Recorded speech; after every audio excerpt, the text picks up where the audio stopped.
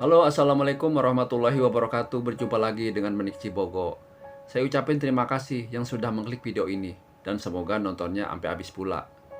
Mungkin teman-teman sudah akrab sekali dengan lagunya Rhoma Irama yang berjudul Istri Soleha. Tapi bukan sang istri yang punya nama Soleha, melainkan istri yang tahan banting.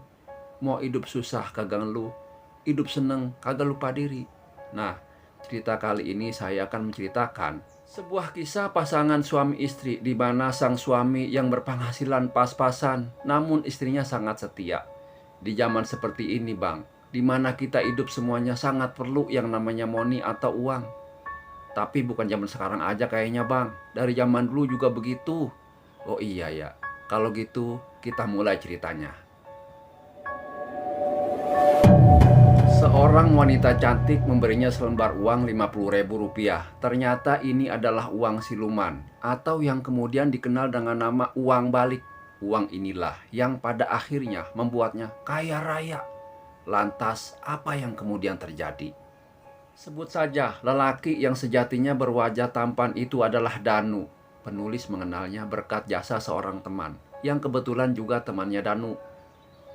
Seperti penuturan sahabat penulis itu, Danu memiliki kisah perjalanan hidup yang sangat mencekam. Seperti apa?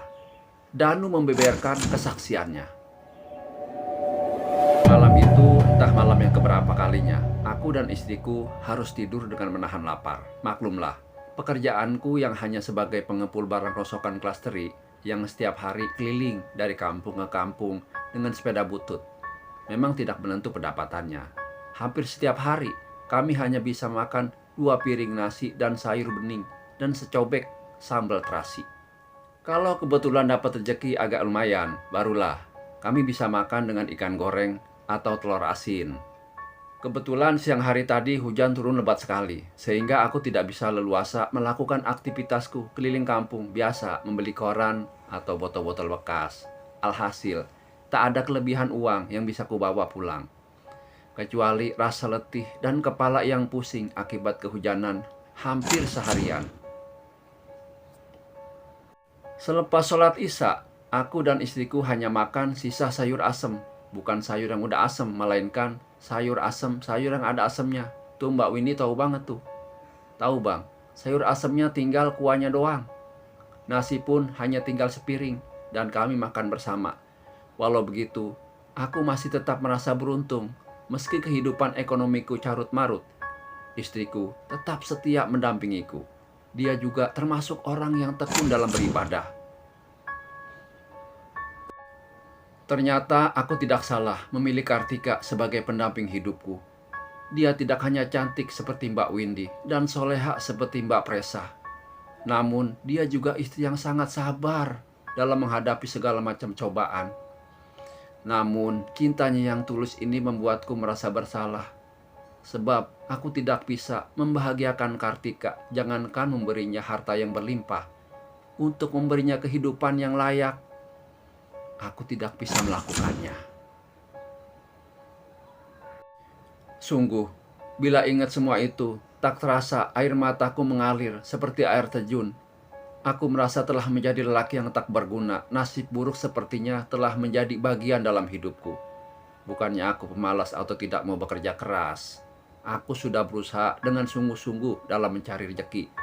Tapi tetap aja Bang, hasilnya pas-pasan.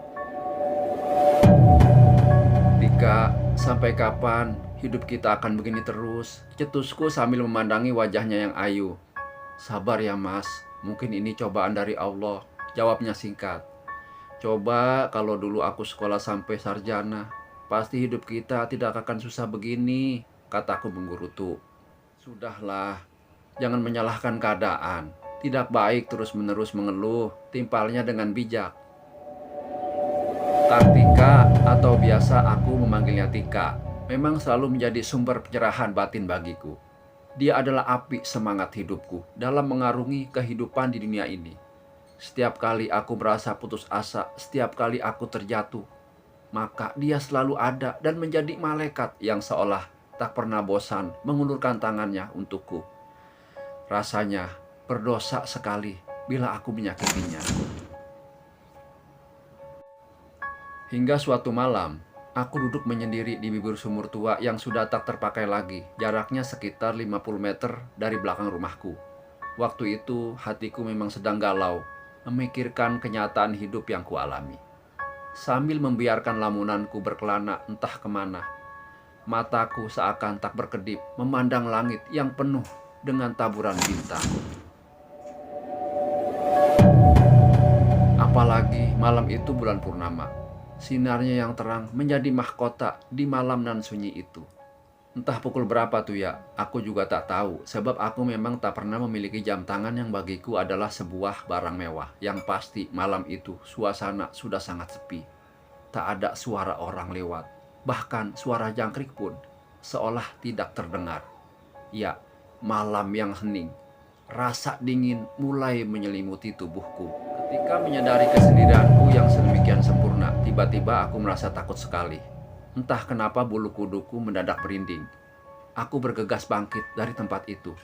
Namun, tiba-tiba aku tersentak kaget. "Jangan pergi dari sini kalau kamu ingin hidup kaya." Demikian terdengar sebuah suara yang tidak berwujud, yang membuatku kaget setengah mati. Aku celingukan, mencoba mencari sumber siapa pemilik suara itu. Tapi jangankan orangnya, bayangannya pun aku tidak melihatnya. "Siapa kau ini?" tanyaku dengan bulu kuduk semakin berdiri meremang. "Kembalilah duduk di bibir sumur ini sayang." Suara itu kembali terdengar. Astaga, aku baru menyadari kalau suara itu terdengar lembut sekali. Ya, suara seorang wanita. Tapi siapa dia? Mengapa ada wanita tengah malam begini? "Jangan takut, aku tidak akan menyakitimu. Duduklah kembali di bibir sumur ini sayang," katanya lagi. Entah mengapa kali ini aku menuruti perintahnya. "Lihatlah ke dalam sumur dan tolong keluarkan aku dari dalam sumur ini," pinta suara itu dengan nada lembut penuh permohonan. Seperti terhipnotis, aku langsung melongo ke dalam sumur. Aneh bin ajaib. Di dalam sumur yang sudah tidak terpakai selama bertahun-tahun itu, ternyata memang ada seorang perempuan. Dengan sigap, aku kemudian berusaha mengeluarkan wanita cantik itu. Anehnya, saat itu entah kenapa, rasa takut yang tadi menyergap batinku telah hilang entah kemana. Bahkan, demi melihat kecantikan wanita itu, rasa takutku malah berubah menjadi rasa cinta dan sayang. Padahal, jelas, aku tidak pernah mengenal atau melihat wanita itu sebelumnya. Kejadian selanjutnya sungguh terjadi di luar akal sehat. Nafsu birahiku tiba-tiba bergejolak saat melihat paha wanita itu tersingkap karena tertiup angin malam. Dan entah siapa yang memulai, tiba-tiba aku sudah bergumul. Ya, kami bercinta, seperti layaknya sepasang kekasih yang dimabuk asmara. Setelah sekian lama tidak saling bersua. Lalu apa yang terjadi detik selanjutnya? Aku terkulai lemas setelah menyemprotkan lahar kenikmatan pada sesosok wanita cantik tersebut. Entah berapa lama kami bercumbu, yang pasti sebelum pergi, wanita cantik itu memberikan selembar uang 50.000 rupiah padaku. Sambil berkata, "Uang ini sebagai awal dari kekayaanmu sayang." Setelah itu dia pergi, dan bayangannya pun lenyap ditelan gelap malam di ambang subuh. Aku tertegun dan bingung. Aku sulit mempercayai apa yang barusan terjadi. Pas kuraba-raba saku bajuku, ternyata selembar uang 50.000 itu ternyata benar-benar ada, real ada. Pagi hari setelah kejadian ini, kepada Kartika, aku pamit mencari rongsokan seperti biasanya. Tapi sebenarnya, aku tidak mencari rongsokan. Aku masih bingung dan cemas bila teringat kejadian semalam. Apa sebenarnya maksud uang ini? Batinku sambil memegang uang 50.000 rupiah. Pemberian wanita misterius itu yang semalam. Dan apakah yang terjadi selanjutnya pada Danu? Masih bersambung. Assalamualaikum warahmatullahi wabarakatuh.